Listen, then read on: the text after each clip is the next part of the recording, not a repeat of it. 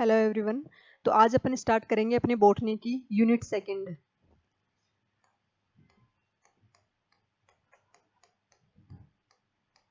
Unit second की अपन बात करेंगे और यूनिट सेकंड के अंदर अपना जो फर्स्ट टॉपिक है उसका नाम है morphology of chromosome. Morphology of chromosome, और इसको अपन हिंदी में बोलेंगे गुणसूत्र की आकारिकी। गुणसूत्र की आकारिकी। तो फर्स्ट जो टॉपिक है अपना उसका नाम है मॉर्फोलॉजी ऑफ क्रोमोसोम, या फिर अपन बोलेंगे गुणसूत्र की आकारिकी। अब यहां पर अपन बात करें गुणसूत्र की आकारिकी के अंदर क्या चीज दिखाई देगी आपको, एक डायग्राम के द्वारा अपन समझेंगे इसको।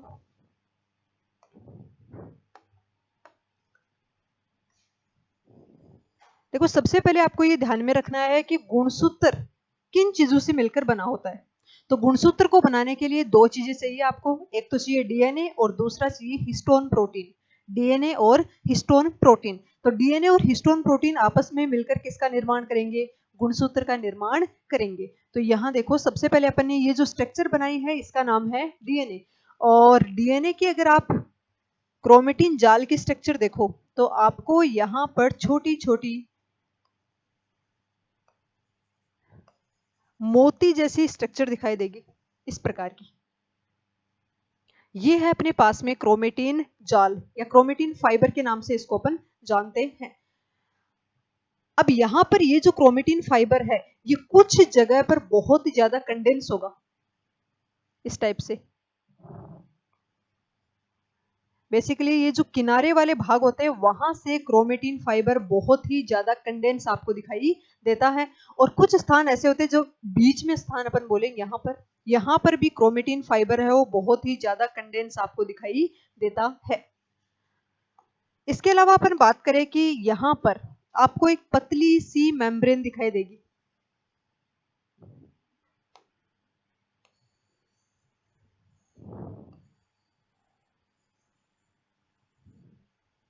इस टाइप से, और ये जो मेम्ब्रेन होगी इसका नाम होगा पेलिकल। इस मेम्ब्रेन को अपन क्या बोलेंगे? पेलिकल के नाम से जानते हैं। पेलिकल, गुणसूत्र के ऊपर जो मेम्ब्रेन पाई जाती है उसका नाम क्या होगा? पेलिकल। और ये जो आपको एक स्ट्रक्चर दिखाई दे रही है एकदम से बीच में, इसका नाम है सेंट्रोमियर। इसका नाम क्या होगा? सेंट्रोमियर, या सेंट्रोमियर को अपन बोलते हैं गुणसूत्र बिंदु। सेंट्रोमियर को क्या बोला जाएगा? गुणसूत्र बिंदु। आगे देखो, यहां पर अगर अपन बात करें इस वाली स्ट्रक्चर पे, यहां पर भी क्रोमेटिन फाइबर है वो थोड़ा सा आपको कंडेंस दिखाई देता है इस प्रकार से। सेंट्रोमियर या गुणसूत्र बिंदु को अपन बोलते हैं प्राथमिक संकीर्णन। प्राथमिक संकीर्णन के नाम से भी इसको अपन जानते हैं। जितने भी गुणसूत्र होंगे सबके अंदर प्राथमिक संकीर्णन आपको देखने को मिलेगा। तो आप बताओगे सभी गुणसूत्रों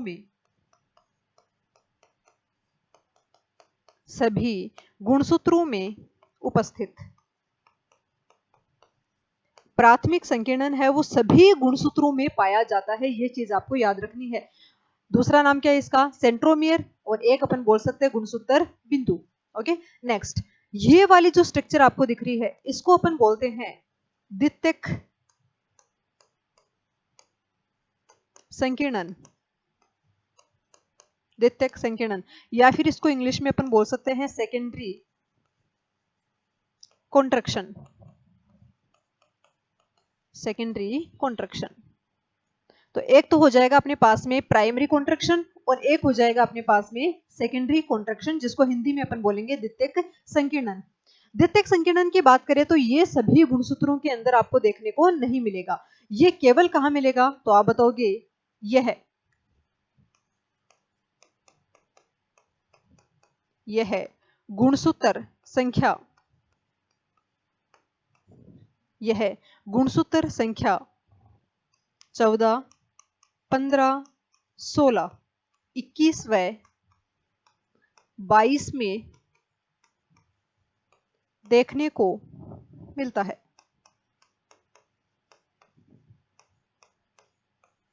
यह है गुणसूत्र संख्या 14, 15, 16, 21 व 22 में देखने को मिलता है। सभी गुणसूत्रों के अंदर आपको द्वितीयक संकीर्णन या अपन बोल सकते हैं सेकेंडरी कॉन्ट्रैक्शन देखने को नहीं मिलेगा।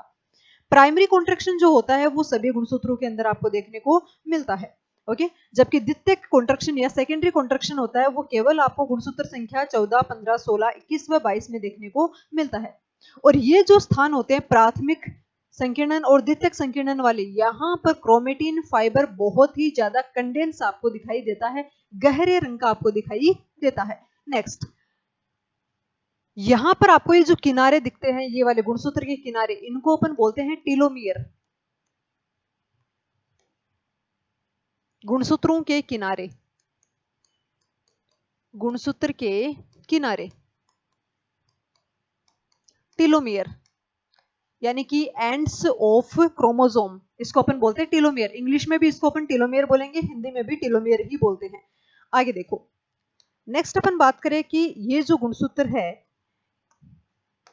यहां पर पूरे भाग के अंदर आपको दिखाई देगा कुछ द्रव पदार्थ भरा हुआ, इसको अपन बोलते हैं मैट्रिक्स। मैट्रिक्स या फिर हिंदी में अपन इसको बोलेंगे आध्यात्री। मैट्रिक्स या अपन क्या बोल सकते हैं, इसको आध्यात्री के नाम से भी जानते हैं। एक तो टीलोमियर इस साइड हो गया, दूसरा टीलोमियर आपको मिलेगा दूसरी साइड, यहां पर ये एक और टीलोमियर है। तो जो गुणसूत्र के किनारे होते हैं उनको अपन क्या बोलेंगे, टीलोमियर। टीलोमियर वाले स्थान के ऊपर भी यहाँ पर जो क्रोमेटिन फाइबर या क्रोमेटिन जाल होता है बहुत ही ज्यादा कंडेंस टाइप का आपको दिखाई देता है, बहुत ही गहरे रंग का और कंडेंस टाइप को आपको दिखाई देगा। तो टीलोमियर वाले भाग पर भी यहाँ पर आपको क्या दिखाई देगा, condense chromatin fibre. Condense chromatin fibre आपको यहाँ पर दिखाई देता है। इसके अलावा कहाँ कहाँ मिलेगा, प्राइमरी कॉन्ट्रैक्शन और सेकेंडरी कॉन्ट्रैक्शन वाली जगह पर भी आपको कंडेंस क्रोमेटिन फाइबर दिखाई देता है। इसके अलावा देखो, ये जो संरचना आपको दिखाई दे रही है इसका नाम है बेसिकली डीएनए, और डीएनए को अपन बोलते हैं क्रोमोनिमेटा। दूसरा नाम क्या है, क्रोमोनिमेटा। तो बेसिकली हिंदी और इंग्लिश दोनों के अंदर ही इसको बोला जाता है क्रोमोनिमेटा। ओके, और होता क्या है ये डीएनए। और दूसरा आपको ये जो मोती जैसी संरचना यहां पर दिखाई दे रही है, इनका नाम है क्रोमोमियर। क्रोमोमियर के नाम से इसको अपन जानते हैं, क्रोमोमियर। और क्रोमोमियर को अपन सामान्य भाषा में अपन बोलेंगे न्यूक्लियोसोम।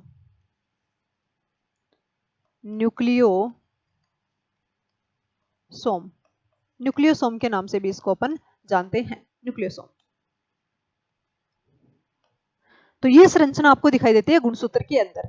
तो ये जो धागे के अंदर मोती आपको दिखाई दे रहे हैं, इनका नाम है क्रोमोमियर या फिर अपन बोलेंगे न्यूक्लियोसोम। और ये जो डीएनए का धागा होता है इसका नाम होगा क्रोमोनिमेटा। तो गुणसूत्र की संरचना है वो आपको इस प्रकार की दिखाई देगी। एक बार वापस बता देती हूँ मैं, सबसे बीच में आपको मिलेगा गुणसूत्र बिंदु, क्रोमोसोम पॉइंट अपन इसको बोल सकते हैं, या फिर इसको सेंट्रोमेयर के नाम से जानते हैं, या फिर इसको प्राइमरी कॉन्ट्रैक्शन के नाम से जानते हैं, जो कि सभी गुणसूत्रों के अंदर पाया जाता है, सभी क्रोमोसोम के अंदर रिप्रेजेंट होता है। दूसरा अपने पास में है द्वितीयक संकीर्णन या सेकेंडरी कॉन्ट्रैक्शन। ये केवल आपको कौन से क्रोमोसोम में मिलेंगे, तो आप बताओगे 14, 15, 16, 21 और 22। इन क्रोमोसोम के अंदर आपको सेकेंडरी कॉन्ट्रैक्शन देखने को मिलता है। इसके अलावा पूरे जो क्रोमोसोम है उसके अंदर आपको कुछ लिक्विड मटेरियल भरा हुआ मिलेगा जिसका नाम होगा मैट्रिक्स या आध्यात्री। और क्रोमोसोम के ऊपर जो आपको मेम्ब्रेन दिखाई देती है, इस मेम्ब्रेन का नाम होगा पेलिकल, इसको अपन पेलिकल के नाम से जानते हैं। ये हो गई क्रोमोसोम की मोर्फोलॉजी। अब यहां पर अपन बात कर रहे हैं सबसे ज्यादा इंपॉर्टेंट जो अपने पास में टीलोमियर। टीलोमियर, टीलोमियर की अपन बात करें तो टीलोमियर बेसिकली होते क्या हैं, तो आप बताओगे गुणसूत्र के किनारे, एंड्स ऑफ क्रोमोसोम, गुणसूत्र के किनारों को ये अपन क्या बोलते हैं? टीलोमियर बोलते हैं। नेक्स्ट क्या काम करेंगे? तो आप बताओगे prevent genetic informations, prevent genetic information, या फिर अपन बोल सकते हैं आनुवांशिक सूचनाओं को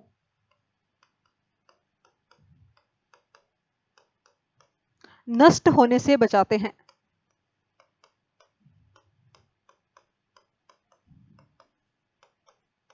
आनुवांशिक सूचनाओं को नष्ट होने से बचाते हैं। ये काम होता है किसका? टेलोमेयर का। एक चीज आप हमेशा याद रखो कि जैसे जैसे सेल डिवाइड करेगी, सेल के अंदर जैसे जैसे विभाजन होगा, डिवीजन होगा, उस टाइम क्या होता है कि ये जो टेलोमेयर के किनारे होते हैं वो टूटने लग जाते हैं।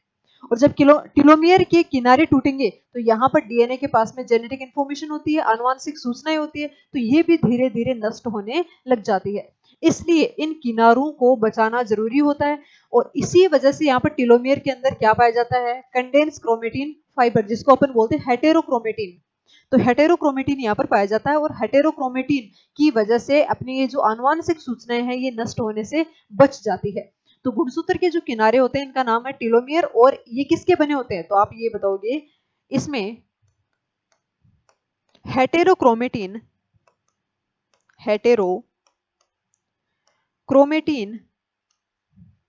पाया जाता है, हेटेरोक्रोमेटिन पाया जाता है, जिसकी वजह से आनुवांशिक सूचनाएं नष्ट होने से बच जाती है। इसके अलावा अपन बात करें मनुष्य की आयु बढ़ने के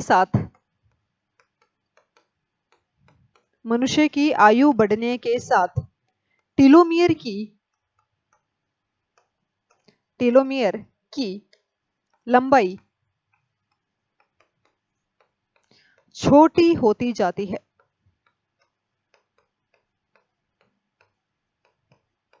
टेलोमियर की लंबाई छोटी होती जाती है। ऐसा क्यों होता है? क्योंकि आपको पता है जैसे जैसे अपनी कोशिकाओं के अंदर विभाजन होगा, वृद्धि होगी, उस टाइम टेलोमियर के किनारे हैं वो टूटते जाएंगे, और टेलोमियर के किनारे अगर टूटेंगे तो टेलोमियर की यहां से लंबाई थोड़ी थोड़ी कम होती जाएगी।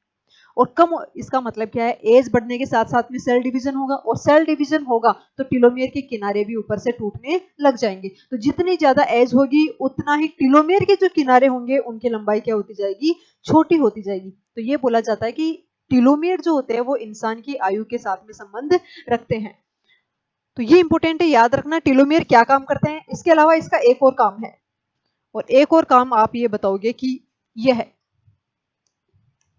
यह गुणसूत्रों को आपस में चिपकने से रोकते हैं।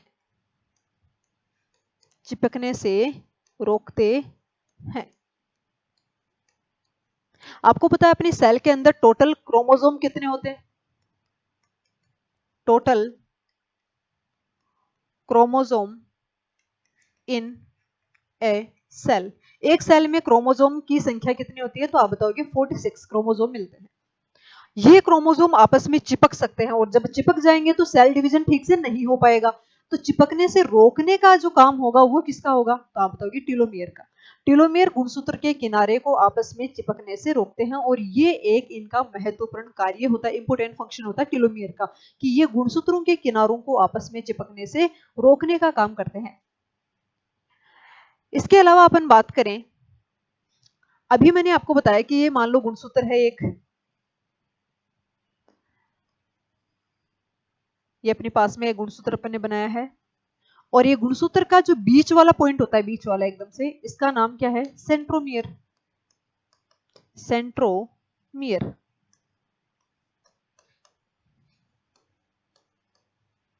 सेंट्रोमियर के नाम से अपन जानते हैं। और ये जो क्रोमोसोम के जो किनारे होते हैं इनका नाम क्या हो जाएगा? तो आप बताओगे टेलोमियर। किनारों का नाम क्या हो जाएगा? टेलोमियर। इसके अलावा अपन बात करें कि यहां पर क्रोमोसोम के पास में दो आर्म्स होती है, दो भुजाएं होती है, एक तो ये वाली और दूसरी ये वाली भुजा। तो इन भुजाओं को आपस में, इन आर्म्स को आपस में अपन बोलते हैं sister chromatid, sister chromatids. In arms को अपन आपस में क्या बोलेंगे, सिस्टर क्रोमेटिड के नाम से जानते हैं। और ये जो बीच वाला पॉइंट है इसको अपन बोलते हैं सेंट्रोमियर। और ये दोनों जो आर्म्स है इनको अपन बोल देंगे सिस्टर क्रोमेटिड, और जो एंड्स होते हैं क्रोमोसोम के इनको अपन बोल देंगे टीलोमियर। अब अपन बात करते हैं क्रोमोसोम के टाइप्स की, अपन बात करेंगे और किसके बेसिस पर, तो आप बताओगे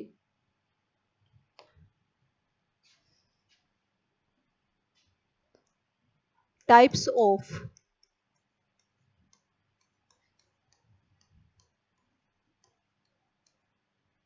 chromosomes on the basis of position of on the basis of position of centromere, position of centromere, centromere की पोजीशन के बेसिस पर क्रोमोसोम के अपन टाइप देखेंगे। हिंदी में अपन क्या लिख सकते हैं, गुणसूत्र बिंदु की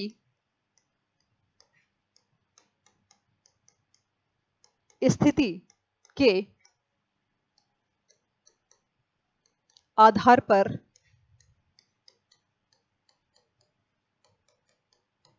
गुणसूत्रों के प्रकार, गुणसूत्र बिंदु की स्थिति के आधार पर गुणसूत्रों के प्रकार। कौन कौन से गुणसूत्र होते हैं वो देखो आप। सबसे पहला जो गुणसूत्र होगा उसका नाम होगा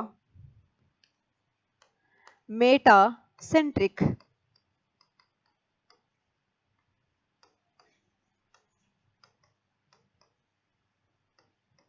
मेटासेंट्रिक के नाम से इसको अपन जानते हैं, या फिर इसको अपन बोल सकते हैं मध्य केंद्र की गुणसूत्र, मध्य केंद्र की गुणसूत्र। पहला गुणसूत्र अपने पास में मेटासेंट्रिक या मध्य केंद्र की गुणसूत्र। क्या स्ट्रक्चर दिखाई देती है तो वो देखो आप। मान लो ये अपने पास में गुणसूत्र है और इस गुणसूत्र का जो गुणसूत्र बिंदु है वो एकदम बीच में है, यहां पर बिल्कुल बीच में उपस्थित है। अब बीच में उपस्थित है तो ये गुणसूत्र थोड़े टाइम बाद में अपनी आकृति को चेंज कर लेगा और इस टाइप से कन्वर्ट हो जाएगा, और ये गुणसूत्र आपको दिखाई देगा वी आकार का। तो अपन बोल सकते हैं ये होता है वी सेप्ड क्रोमोसोम,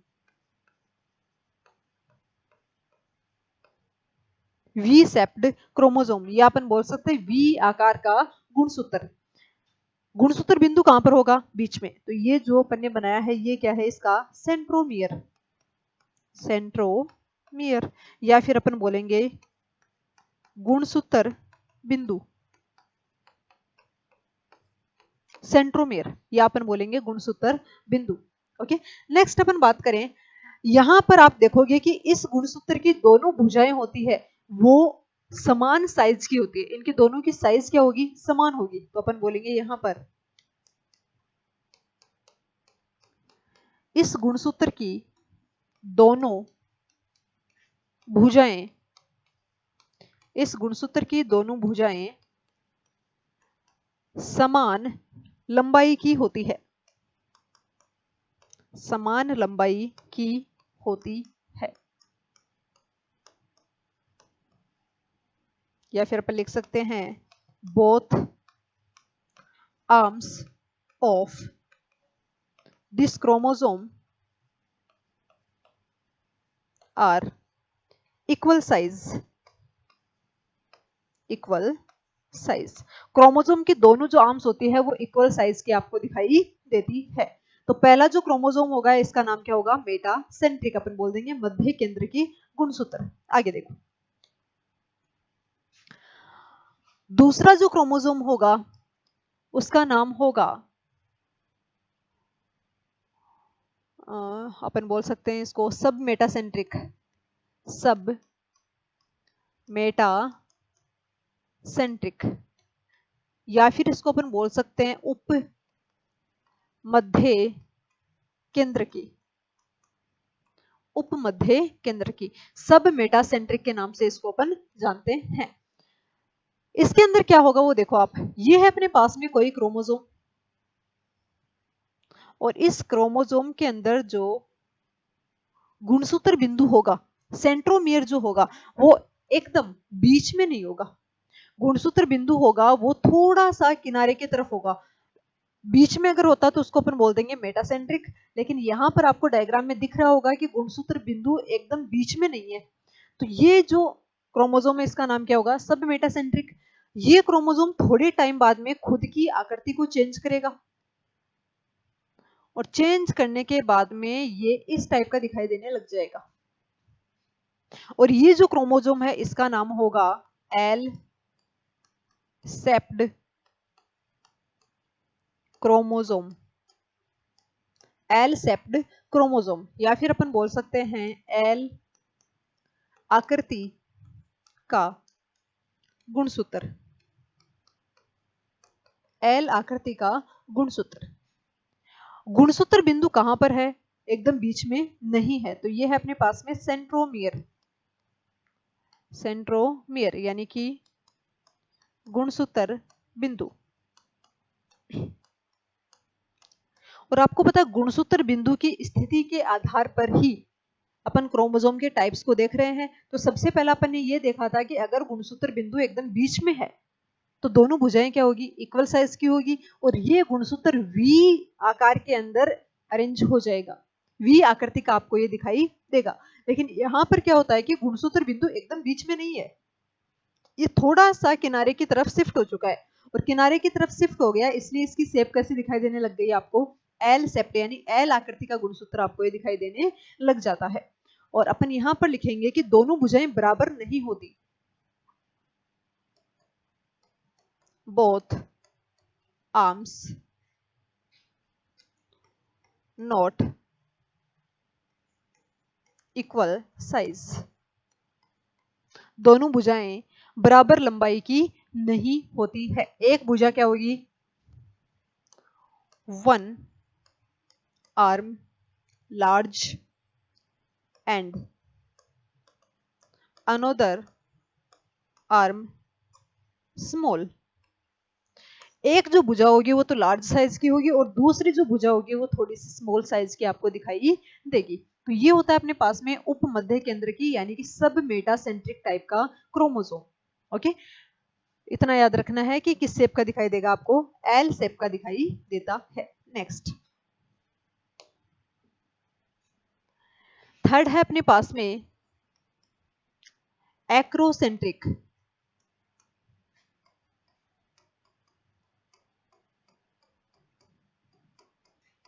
एक्रोसेंट्रिक। और एक्रोसेंट्रिक के अंदर आपको क्या दिखाई देगा वो सुनो आप ध्यान से। गुणसूत्र की संरचना आपको इस प्रकार की दिखाई देगी,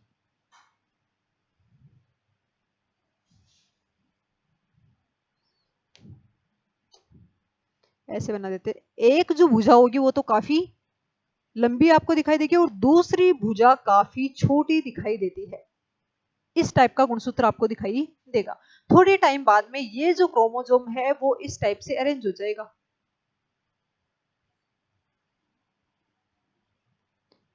ऐसा गुणसूत्र दिखने लग जाता आपको, और ये दिखाई देता आपको जे सेप्ड, जे सेप्ड क्रोमोसोम। इसकी आकृति जे आकार की आपको दिखाई देती है, जे सेप्ट आपको दिखाई देती है। इसके अंदर एक भुजा तो क्या होगी, एक भुजा काफी बड़ी, व दूसरी भुजा, दूसरी भुजा काफी छोटी दिखाई देती है, छोटी दिखाई देती है।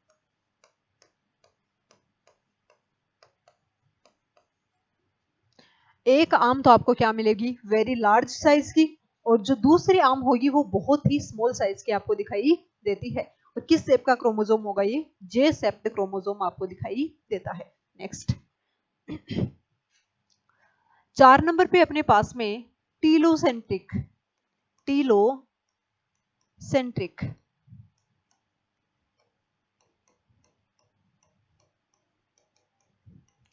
टीलोसेंट्रिक टाइप का क्रोमोसोम की अपन बात करेंगे। अब आपको पता टीलो किसके लिए, टीलोमियर के लिए। और टीलोमियर क्या होते हैं, क्रोमोसोम के जो किनारे होते हैं उनको अपन टीलोमियर बोलते हैं। तो ये देखो इस टाइप से जो क्रोमोसोम, जो सेंट्रोमियर होता है, गुणसूत्र बिंदु होगा, वो गुणसूत्र बिंदु क्रोमोसोम के किनारे पर ही पाया जाता है, यहाँ पे। अब अगर क्रोमोसोम के किनारे पर ही सेंट्रोमियर है तो दूसरी भुजा तो हो ही नहीं सकती। इस गुणसूत्र की केवल एक ही भुजा होती है, दूसरी भुजा होने का चांस ही नहीं है। कारण क्या है, क्योंकि सेंट्रोमियर है वो कहाँ प्रेजेंट है, गुणसूत्र के किनारे पर ही आ गया सेंट्रोमियर, इसलिए दूसरी भुजा नहीं पाई जाती है। और इसकी जो संरचना आपको दिखाई देती है वो कैसी दिखाई देगी, तो आप बताओगे, ये है आइसेप्ड,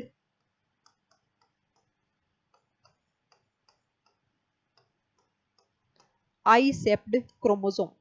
इसकी संरचना आपको कैसी दिखाई देगी, आइसेप्ड क्रोमोसोम आपको ये दिखाई देता है। ओके, इसके अंदर आप बताओगे कि ओनली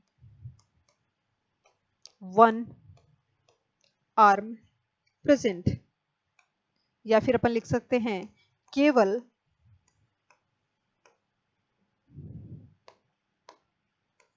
एक भुजा उपस्थित, केवल एक भुजा उपस्थित, एक ही भुजा इसके अंदर पाई जाती है, केवल एक ही आर्म आपको दिखाई देती है। तो ये है अपने पास में टीलोसेंट्रिक क्रोमोसोम। तो टोटल 4 टाइप के क्रोमोसोम होते हैं, और किसके बेसिस पर अपन ने देखा है, सेंट्रोमियर की पोजीशन के बेसिस पर। सेंट्रोमियर होता क्या है, गुणसूत्र के जो बीच में ये पाया जाता है, बेसिकली ये वाली जो संरचना है इसको अपन बोलते हैं सेंट्रोमियर, सेंट्रोमियर यानी कि गुणसूत्र बिंदु। तो गुणसूत्र बिंदु की पोजीशन के आधार पर अपन ने ये देखा है कि गुणसूत्र कितने प्रकार के हो सकते हैं। तो बेसिकली 4 प्रकार के हैं। सबसे पहले मेटासेंट्रिक, मेटासेंट्रिक में अपन ने देखा कि गुणसूत्र बिंदु गुणसूत्र के एकदम बीच में होता है। दूसरा अपन ने देखा सब मेटासेंट्रिक, सब मेटासेंट्रिक में अपन ने देखा कि गुणसूत्र बिंदु एकदम बीच में नहीं होता, वो थोड़ा सा किनारे की तरफ शिफ्ट हो जाता है, इसलिए एक भुजा तो बड़ी और दूसरी भुजा छोटी दिखाई देने लग जाती है। तीसरा होता है अपने पास में एक्रोसेंट्रिक, इसमें क्या होता है कि गुणसूत्र बिंदु जो होता है वो एकदम किनारे की तरफ चला जाता है, जिससे एक भुजा तो काफी बड़ी हो जाती है और दूसरी भुजा काफी छोटी हो जाती है। और चौथा अपने पास में टीलोसेंट्रिक, टीलोसेंट्रिक में क्या होता है कि गुणसूत्र बिंदु जो होता है वो एकदम से किनारे के ऊपर ही पहुंच जाएगा, टीलोमियर पर पहुंच जाएगा, जिसकी वजह से केवल एक ही भुजा दिखाई देती है, दूसरी भुजा यहाँ पर दिखाई नहीं देती है। ओके, तो ये है अपने पास में गुणसूत्र के प्रकार अपन ने पढ़े हैं, किसके आधार पर, तो आप बताओगे सेंट्रोमियर की पोजीशन के आधार पर। नेक्स्ट अपन देखते हैं, अपने पास में कोशिका है, सेल है, सेल या कोशिका। इसके अंदर कुल गुणसूत्र कितने होते हैं, कुल गुणसूत्र आपको दिखाई देंगे यहां पर 46। टोटल क्रोमोसोम कितने दिखाई देते हैं, 46। और इन 46 क्रोमोसोम को अपन 2 पार्ट में डिवाइड करते हैं। 46 क्रोमोसोम को अपन 2 पार्ट के अंदर डिवाइड करते हैं। 2 पार्ट कौन कौन से, सबसे पहला अपने पास में है अलिंग गुणसूत्र, और अलिंग गुणसूत्र को अपन बोल सकते हैं ऑटोसोम, ऑटोसोम अलिंग गुणसूत्र। और दूसरा है अपने पास में लिंग गुणसूत्र,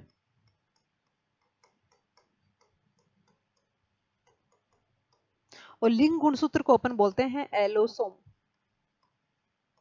लिंग गुणसूत्र एलोसोम के नाम से इसको अपन जानते हैं। नेक्स्ट, अलिंग गुणसूत्रों की अपन बात करें तो इनकी संख्या कितनी होगी, तो संख्या अब आप बताओगे 44, यानी फर्स्ट क्रोमोसोम से लेकर 44वां गुणसूत्र होता है ना, 1 2 3 ऐसे लेकर 44 तक के जो गुणसूत्र होते हैं इनको अपन बोलते हैं ऑटोसोम या अलिंग गुणसूत्र के नाम से अपन जानते हैं। या फिर अपन बोल सकते हैं प्रथम 22 जोड़ी गुणसूत्र, प्रथम 22 जोड़ी गुणसूत्र कौन से होते हैं, तो आप बताओगे ऑटोसोम होते हैं। तो अपन एक चीज और लिख सकते हैं, प्रथम 22 जोड़ी गुणसूत्र, प्रथम 22 जोड़ी गुणसूत्र क्या कहलाते हैं? अलिंग गुणसूत्र या फिर अपन बोल सकते हैं ऑटोसोम। प्रथम 22 जोड़ी गुणसूत्र। अब लास्ट में बचे कितने भाई? 46 में से 44 तो कौन से हो गए अपने पास में? अलिंग गुणसूत्र। तो बचे कितने? 2। तो आप बताओगे अंतिम 2 गुणसूत्र, या फिर आप लिख सकते हो अंतिम 1 जोड़ी गुणसूत्र। अंतिम 1 जोड़ी गुणसूत्र यानी लास्ट के 2 क्रोमोसोम होते हैं या 1 पेयर ऑफ क्रोमोसोम जो लास्ट में प्रेजेंट होता है उसको अपन क्या बोलेंगे? एलोसोम बोल देंगे। ओके, नेक्स्ट अपन बात करें कि ये जो क्रोमोसोम होते हैं अलिंग गुणसूत्रों की अपन बात करें तो ये मेल और फीमेल दोनों के अंदर एकदम सेम होते हैं, यानी इनके अंदर कोई डिफरेंस नहीं होता, मेल और फीमेल दोनों में ही ये सेम होते हैं। तो अपन लिखेंगे सेम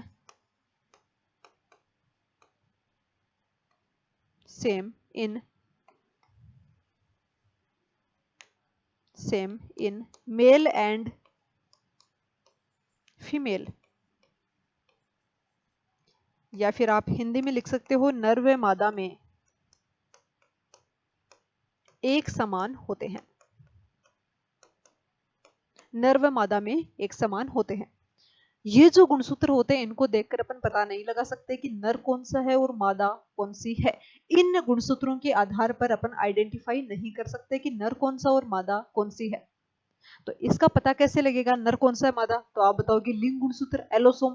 तो आप बताओगे कि different in male and female, different in male and female, नर व मादा में अलग अलग, नर व मादा में अलग अलग पाए जाते हैं। मेल और फीमेल के अंदर ये डिफरेंट होते हैं। अच्छा, अगर अपन बात करें मेल की तो मेल के अंदर क्या मिलेगा आपको? तो आप बताओगे X and Y chromosome, X and Y chromosome. और फीमेल की अपन बात करें तो फीमेल के अंदर आपको मिलेंगे एक्स एक्स क्रोमोसोम, यानी कि यहां पर आपको 2 एक्स क्रोमोसोम देखने को मिलते हैं फीमेल के अंदर, और मेल के अंदर एक तो एक्स मिलेगा और दूसरा वाई। इसी की वजह से लिंग निर्धारण की प्रक्रिया होती है, यानी कि नर कौन सा और मादा कौन सा है ये कैसे पता चलेगा? लिंग गुणसूत्रों की वजह से, क्योंकि ये जो गुणसूत्र होते हैं ये तो नर और मादा में एक समान होते हैं लेकिन ये अलग अलग होते हैं। अगर एक्स और वाई गुणसूत्र है किसी में तो आप बताओगे कि ये नर है, ये मेल होता है, और अगर किसी के अंदर एक्स एक्स गुणसूत्र है इसका मतलब ये फीमेल होती है। तो ये जो क्रोमोसोम होते हैं जिनको अपन बोलते हैं एलोसोम, या फिर इनको एक और नाम देते हैं अपन हेट्रोसोम, हेट्रोसोम। तो एलोसोम या अपन बोल सकते हैं हेट्रोसोम जो होते हैं वो नर और मादा दोनों में अलग अलग होते हैं, जबकि एलिंग गुणसूत्र होते हैं वो दोनों के अंदर सेम ही होते हैं। तो अपन यहां पर एक चीज और लिख सकते हैं, डू नॉट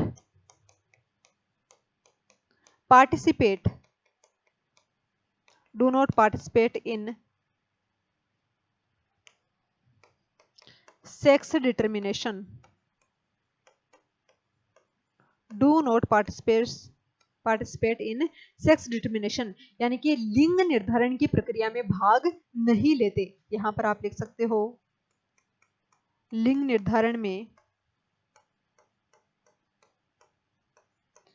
भाग नहीं लेते, लिंग निर्धारण में भाग नहीं लेते, या फिर अपन बोल सकते हैं do not participate in sex determination.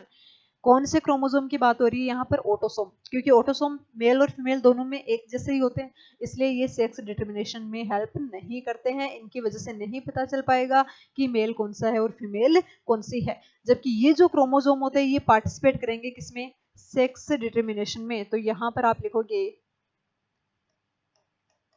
Participate in sex determination, यानी कि लिंग निर्धारण में भाग लेते हैं, लिंग निर्धारण में भाग लेते हैं। ये चीज याद रखनी है आपको। तो अगर आपको पूछ ले कि कौन से गुणसूत्र है जो लिंग निर्धारण की प्रक्रिया में भाग लेंगे, तो आप बताओगे एलोसोम या हेट्रोसोम। और कौन से गुणसूत्र है जो लिंग निर्धारण की प्रक्रिया में भाग नहीं लेते हैं, तो आप बताओगे ऑटोसोम। अच्छा, होता क्या लिंग निर्धारण? तो किसी भी जीव का ये पता लगाना कि ये नर है या फिर मादा है, इसी को अपन बोलते हैं लिंग निर्धारण। ओके, मनुष्य के अंदर बेसिकली लिंग निर्धारण का काम या सेक्स डिटर्मिनेशन का काम कौन करता है? मेल करेगा। क्यों भाई? क्योंकि गैमेट या युग्मक निर्माण के समय अगर एक्स क्रोमोसोम जाएगा तो वो बनाएगा फीमेल, और वाई क्रोमोसोम जाएगा तो वो बनाएगा मेल। लेकिन फीमेल के अंदर तो दोनों ही एक्स क्रोमोसोम है, तो कोई सा भी जाओ वो तो फीमेल ही बनाएगा, ये तो दोनों सेम ही है। इसलिए नर के अंदर सेक्स डिटर्मिनेशन का काम कौन करेगा? तो आप बताओगे, सॉरी, मनुष्य के अंदर मेल जो होता है ना, वो सेक्स डिटर्मिनेशन का काम करता है, लिंग निर्धारण का कार्य करता है। ओके, तो ये हो गए अपने पास में क्रोमोसोम। दो पार्ट में अपन ने डिवाइड किया, ऑटोसोम और एलोसोम। ठीक, आगे देखो। नेक्स्ट अपन बात करते हैं कुछ स्पेशल पॉइंट्स की। अपन बात करें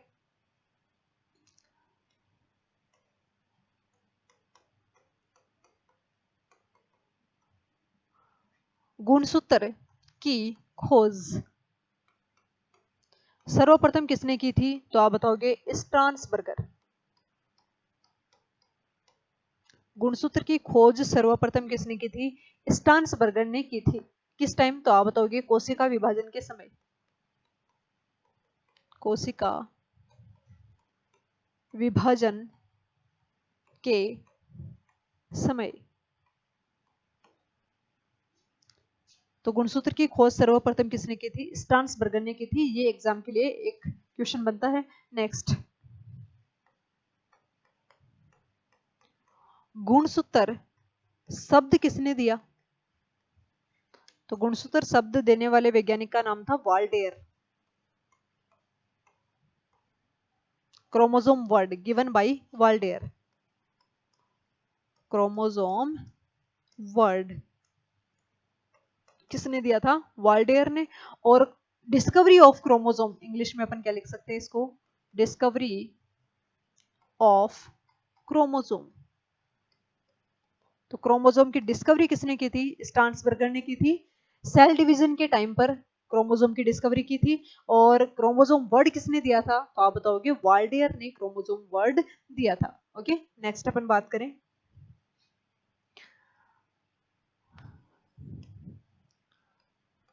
largest chromosome, largest chromosome found in Trillium plant. Found in Trillium plant. या फिर आप लिख सकते हो कि सबसे बड़ा गुणसूत्र, सबसे बड़ा गुणसूत्र ट्रिलियम पादप में पाया जाता है। सबसे बड़ा जो गुणसूत्र होता है वो कहाँ मिलेगा आपको? तो आप बताओगे ट्रिलियम प्लांट के अंदर पाया जाता है। इसके अलावा इसकी साइज की अपन बात करें तो इस क्रोमोसोम की साइज आपको मिलती है 32 माइक्रोन की। इस क्रोमोसोम की साइज कितनी होगी? 32 माइक्रोन। नेक्स्ट अपन बात करें स्मॉलेस्ट क्रोमोसोम की। Smallest chromosome found in birds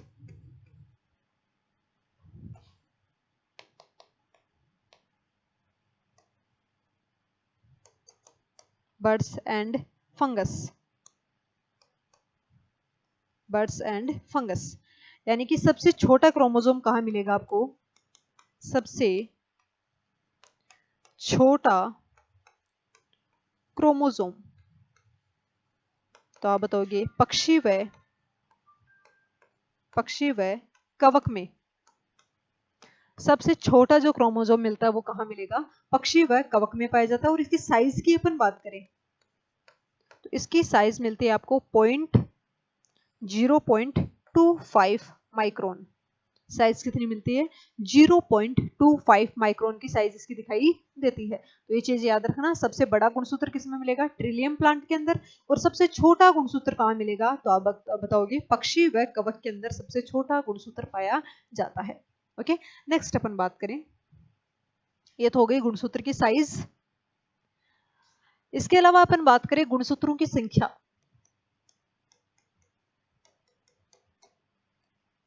गुणसूत्रों की संख्या, गुणसूत्रों की संख्या की अपन बात करेंगे। नंबर ऑफ क्रोमोसोम, किसमें कितने मिलते हैं? तो आप बताओगे highest number of chromosome in plant kingdom. Highest number of chromosome in plant kingdom, पादप जगत में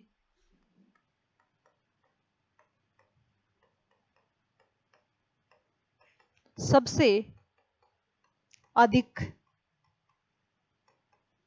गुणसूत्र, पादप जगत में सबसे अधिक गुणसूत्र किसके अंदर पाए जाएंगे? तो आप बताओगे ओफियोग्लोसम।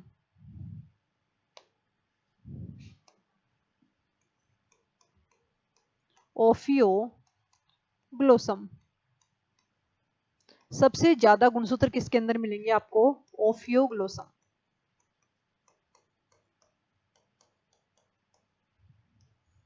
और ओफियोग्लोसम क्या होता है? तो आप बताओगे यह एक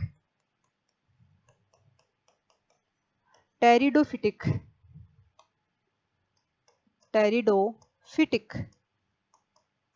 प्लांट है।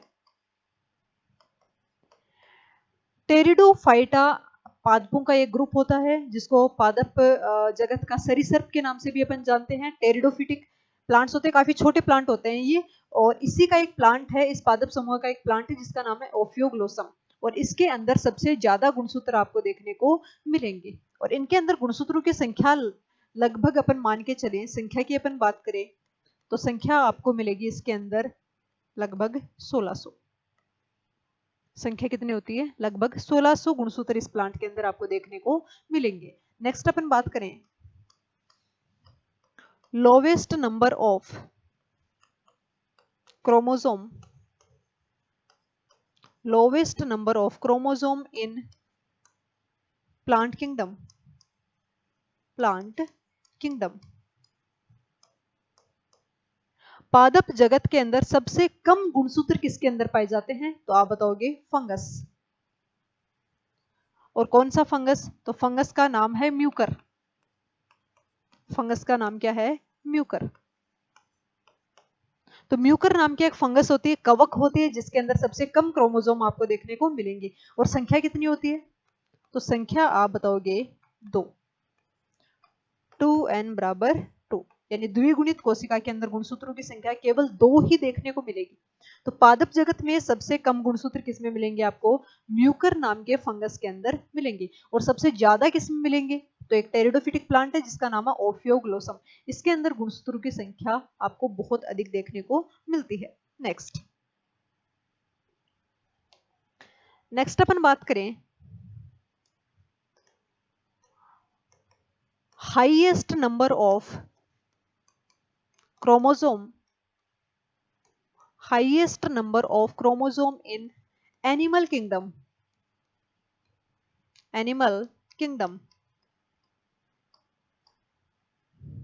हिंदी में आप लिख सकते हो जंतु जगत में, जंतु जगत में सबसे अधिक गुणसूत्र। जंतु जगत में सबसे अधिक गुणसूत्र किस में मिलेंगे? तो आप बताओगे यहां पर जो एनिमल है उसका नाम है ओलोकेंथा। ओलोकेंथा,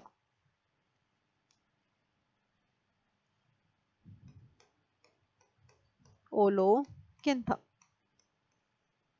और ओलोकेंथा क्या है? तो आप बताओगे यह एक प्रोटोजोआ है। यह एक प्रोटोजोआ है। प्रोटोजोआ संघ का प्राणी है जिसका नाम है ओलोकेंथा, जिसके अंदर सबसे ज्यादा गुणसूत्र आपको देखने को मिलते हैं। और गुणसूत्रों की संख्या की अपन बात करें, नंबर्स की अपन बात करें, तो इसकी द्विगुणित कोशिका में गुणसूत्र मिलेंगे 1260। 1260 गुणसूत्र इसके अंदर आपको देखने को मिलते हैं। छोटा सा जीव है लेकिन गुणसूत्रों की संख्या क्या मिलेगी आपको यहाँ पर, बहुत अधिक मिलेगी। नाम क्या है, ओलोकेंथा। और कौन से संघ का प्राणी है, तो आप बताओगे ये प्रोटोजोआ संघ का प्राणी होता है। नेक्स्ट नेक्स्ट अपन बात करें lowest number of chromosome in animal kingdom. Lowest number of chromosome in animal kingdom, यानी कि जंतु जगत में सबसे कम गुणसूत्र किसमें मिलेंगे, तो आप बताओगे यहां पर है अपने पास में एस्केरिस। एस्केरिस। और अपन संख्या की बात करें तो संख्या कितनी मिलेगी इसकी, संख्या आप बताओगे 2n बराबर 2। तो एस्केरिस में क्रोमोसोम के नंबर कितने मिलेंगे, केवल 2 ही मिलेंगे। इसलिए अपन बोलेंगे कि एनिमल किंगडम में सबसे कम गुणसूत्र किसमें मिलेंगे, आपको एस्केरिस के अंदर देखने को मिलते हैं। क्लियर है। तो ये थी गुणसूत्रों के नंबर्स की बात की, किसके अंदर कितने नंबर में गुणसूत्र पाए जाते हैं। नेक्स्ट अपन बात करें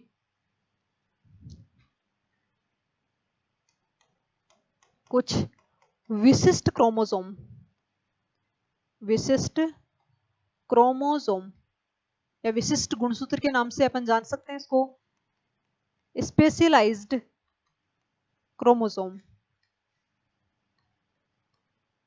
स्पेशलाइज्ड क्रोमोसोम या विशिष्ट क्रोमोसोम, इसका एक और नाम है जाइंट क्रोमोसोम। जाइंट क्रोमोसोम या फिर इनको अपन बोल सकते हैं महागुणसूत्र। जाइंट क्रोमोसोम या अपन बोल सकते हैं महागुणसूत्र। बेसिकली जो महागुणसूत्र होते हैं या फिर विशिष्ट क्रोमोसोम होते हैं वो दो टाइप के होते हैं। दो कौन कौन से, एक तो है अपने पास में लैंप ब्रश क्रोमोसोम।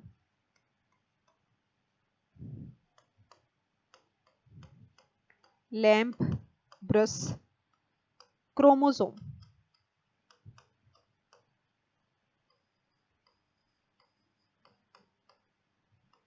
या लैंप ब्रश गुणसूत्र के नाम से भी अपन इसको जान सकते हैं भाई, लैंप ब्रश गुणसूत्र।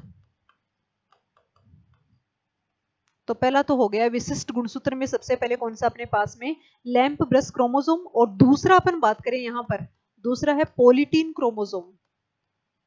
Polytene chromosome.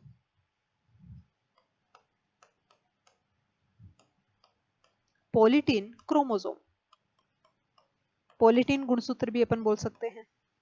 ओके, आपके सिलेबस के अंदर मोस्टली ये वाला दिया हुआ है, आपको पोलिटीन क्रोमोसोम के बारे में पूछा गया है। लेकिन हो सकता है कि आपको विशिष्ट गुणसूत्र में लैंप ब्रश के बारे में भी पूछ ले थोड़ा बहुत, तो आपको पता होना चाहिए क्योंकि विशिष्ट गुणसूत्र में दोनों ही आते हैं, लैंप ब्रश भी और पोलिटीन क्रोमोसोम भी, दोनों ही बड़े गुणसूत्र माने जाते हैं। अगर अपन बात करें लैंप ब्रश गुणसूत्र की, तो इसकी खोज पूछी जाती है। लैंप ब्रश गुणसूत्र की खोज सर्वप्रथम किसने की थी, तो खोज करने वाले वैज्ञानिक का नाम था रुकार्ट। रुकार्ट ने शार्क मछली के अंडे में इसकी खोज की थी। रुकार्ट ने शार्क मछली के अंडे के अंदर इसकी खोज की थी सबसे पहले। ओके, ये चीज आपको ध्यान में रखनी है, यहां से क्वेश्चन बन सकता है।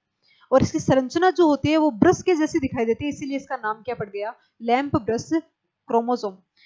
मेन जो है आपके सिलेबस के अकॉर्डिंग वो है पोलिटीन क्रोमोसोम। तो पोलिटीन क्रोमोसोम को सबसे पहले किसने खोजा था, तो आप बताओगे, खोज के बारे में अपन लिखे यहां पर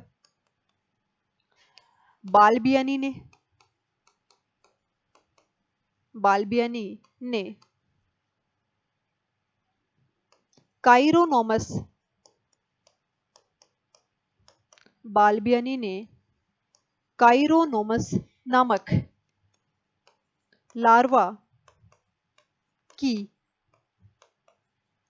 लार ग्रंथि, लार ग्रंथि का मतलब होता है salivary gland, salivary gland. Chironomus larva की सलाइवरी ग्लैंड में इसकी खोज की थी, खोज की थी। तो पॉलीटीन क्रोमोसोम की डिस्कवरी किसने की थी सबसे पहले? तो आप बताओ कि बाल्बियानी साइंटिस्ट का नाम है। इन्होंने काइरोनोमस लार्वा की लार ग्रंथि यानी सलाइवरी ग्लैंड के अंदर सबसे पहले इसकी खोज की थी। ये इंपॉर्टेंट क्वेश्चन बनता है, यहाँ से एग्जाम में डायरेक्ट क्वेश्चन पूछा जाता है कि पॉलीटीन क्रोमोसोम की डिस्कवरी किसने की थी। तो साइंटिस्ट का नाम याद रखोगे आप, बाल्बियानी ने काइरोनोमस लार्वा की लार ग्रंथि यानी सलाइवरी ग्लैंड के अंदर सबसे पहले इसकी खोज की थी। इसके अलावा देखो आप कुछ और important points. Polytene chromosome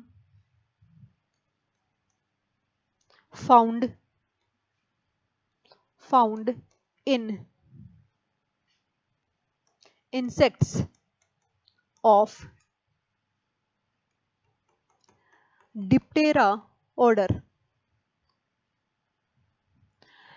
polytene chromosome कहां प्रेजेंट होता है? तो आप बताओगे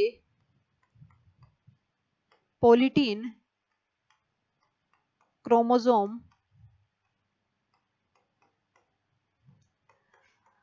डिप्टेरा गण,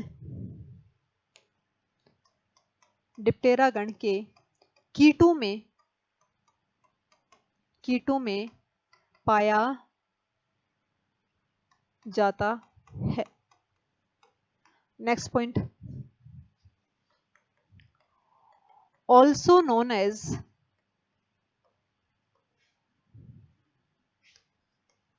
salivary gland chromosome, also known as salivary gland chromosome, या फिर अपन लिख सकते हैं इसे लार ग्रंथि गुणसूत्र, इसे लार ग्रंथि गुणसूत्र भी कहा जाता है, लार ग्रंथि गुणसूत्र भी कहा जाता है। Also known as salivary gland chromosome के नाम से इसको अपन जानते हैं। लार ग्रंथि गुणसूत्र इसलिए कहा जाता है क्योंकि ये बेसिकली कीटों की लार ग्रंथियों के अंदर ही पाया जाता है, इसलिए इसका नाम क्या पड़ा? लार ग्रंथि गुणसूत्र। इसके अलावा आप बात करोगे, यह है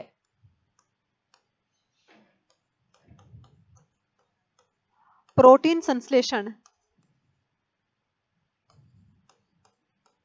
व आरएनए संश्लेषण में सहायता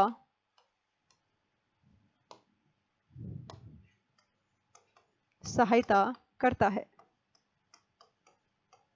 इंग्लिश में आप लिख सकते हो helps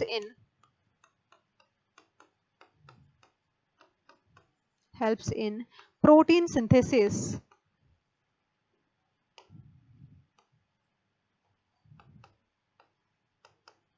and RNA synthesis. Protein synthesis और आरएनए सिंथेसिस के अंदर ये हेल्प करता है, ये चीज आपको ध्यान में रखनी है थोड़ी। इसके अलावा अपन बात करें, अच्छा इसके अंदर क्या क्या चीजें आपको दिखाई देती है, तो देखो अगर इसकी स्ट्रक्चर की अपन बात करें तो स्ट्रक्चर आपको ऐसे दिखाई देगी,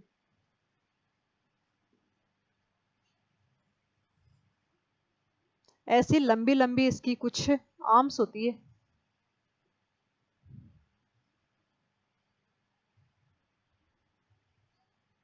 इस टाइप से काफी इसकी लंबी लंबी आर्म्स होती है, और इन आर्म के ऊपर आपको मिलेंगे इस टाइप के कुछ बैंड्स।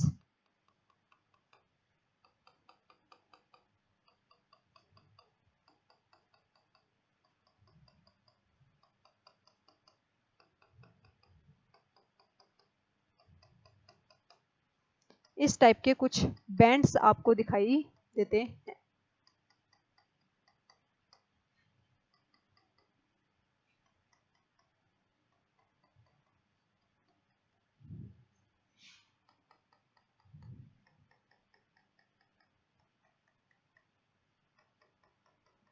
ये बैंड्स आपको दिखाई देते हैं। तो ये जो येलो रंग से अपन ने बनाया है, ये क्या है? इसके इनको अपन बोलते हैं बैंड्स, बैंड्स। और दो बैंड्स के बीच में जो जगह होती है ये वाली, इनको अपन बोलते हैं इंटरबैंड, इंटर बैंड के नाम से भी अपन जानते हैं। ये आपको मिलेंगे लाइट कलर के, यानी कि हल्के रंग के मिलेंगे आपको, लाइट कलर, हल्के रंग के आपको ये दिखाई देते हैं। जबकि ये जो होते हैं वो आपको मिलेंगे गहरे भूरे रंग के, यानी कि अपन बोल सकते हैं डार्क ब्राउन कलर के आपको ये दिखाई देते हैं, गहरे भूरे रंग के आपको दिखाई देंगे। इसमें ये देखो एक छोटी भुजा आपको दिख रही है, इसको अपन बोलते हैं एक्स क्रोमोसोम को निरूपित करती है। ये एक्स क्रोमोसोम किसको डिनोट करती है? स्मॉल आर्म है ये, स्मॉल आर्म, स्मॉल आर्म यानी कि छोटी भुजा,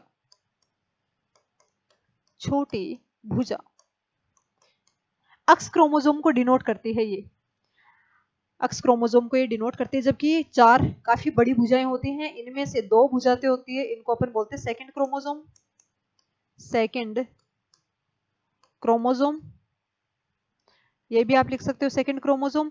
और ये जो भुजा होती है दो भुजा, इनको अपन बोलते हैं थर्ड क्रोमोसोम, थर्ड क्रोमोसोम। तो एक तो ये हो गया थर्ड क्रोमोसोम और ये हो गया थर्ड क्रोमोसोम। और जो छोटी भुजा होती है वो किसको डिनोट करेगी? तो आप बताओगे एक्स क्रोमोसोम को। तो ये जो क्रोमोसोम होता है इसके ऊपर आपको मिलेंगे बैंड और इंटरबैंड। बैंड जो होते हैं वो काफी डार्क ब्राउन कलर के होंगे और जो इंटरबैंड होंगे वो लाइट कलर के अंदर आपको दिखाई देते हैं। तो ये है पॉलीटीन क्रोमोसोम। अगर अपन बात करें पॉलीटीन क्रोमोसोम की, तो आप बताओगे कि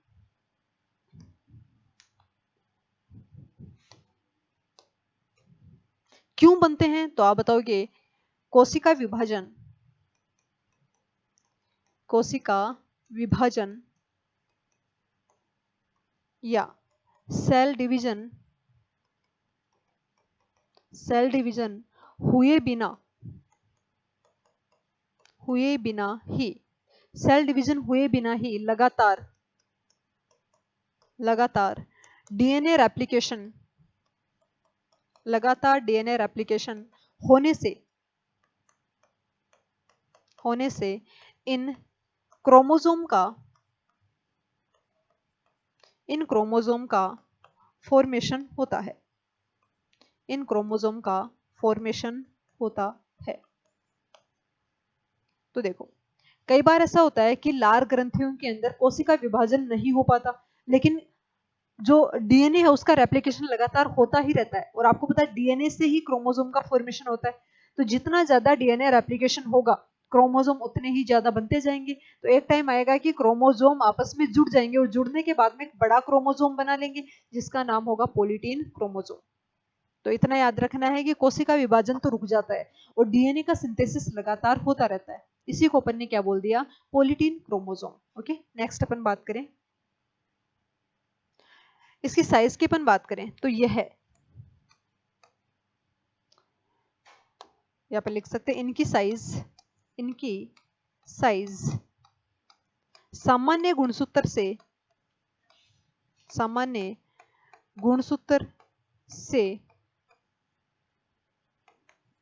500 गुना बड़ी हो सकती है, 500 गुना बड़ी हो सकती है।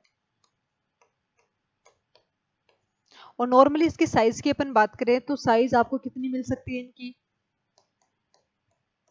2000 माइक्रोन, 2000 माइक्रोन तक इनकी साइज देखने को मिलती है। इसीलिए इनका नाम क्या पड़ा? Polytene chromosome.